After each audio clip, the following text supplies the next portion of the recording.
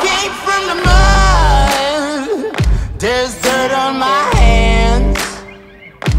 Strong like a tree, there's roots where I stand. Oh, I've been running from... Diagnostiquée positive au Covid le 4 novembre. Ça faisait déjà 2-3 jours que j'étais pas très bien. J'étais pas vraiment en grande forme, donc j'ai appelé mon papa qui est médecin. Et il m'a dit si tu as un doute, passe le test. S'il est positif, au moins tu seras fixé. Et s'il est négatif, bah, c'est juste que tu es un peu fatigué. Try to catch me howling at the moon. Le premier, ça a été une fatigue qui m'est un peu tombée dessus comme ça. Enfin, j'avais fait quand même 2 grosses semaines rouges, donc ça paraissait normalement normal. Mais c'est vrai que je dormais énormément. Le matin, je me réveillais, j'étais encore fatiguée, donc déjà une grosse fatigue. Ensuite, j'ai été agueusique et anosmique, donc j'avais ni goût ni odeur. Et ce qui m'a mis beaucoup plus la puce à l'oreille, c'est que j'ai eu des problèmes aux poumons. J'avais l'impression d'avoir des poumons de moineau, donc dès que je faisais un effort, j'étais essoufflée. Je me levais de mon lit, j'étais essoufflée. Je me douchais, j'étais essoufflée.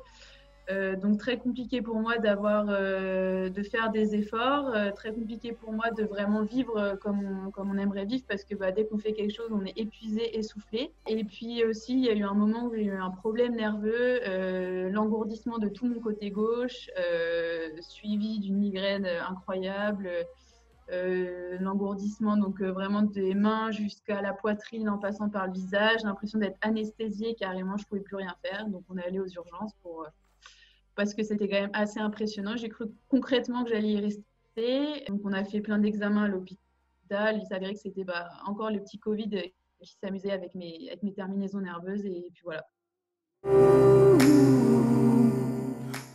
Oui, du coup, j'ai vraiment passé 2 semaines dans le flou total de ce que je pouvais faire parce que, comme j'ai dit, c'était très compliqué pour moi de faire ne serait-ce qu'un tout petit effort. Et en fait, au bout de 2 semaines et demie, fin de la troisième semaine, ça allait mieux.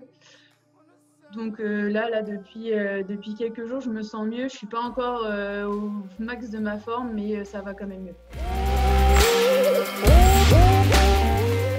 Alors non, il est là, mais non, il ne bougera pas.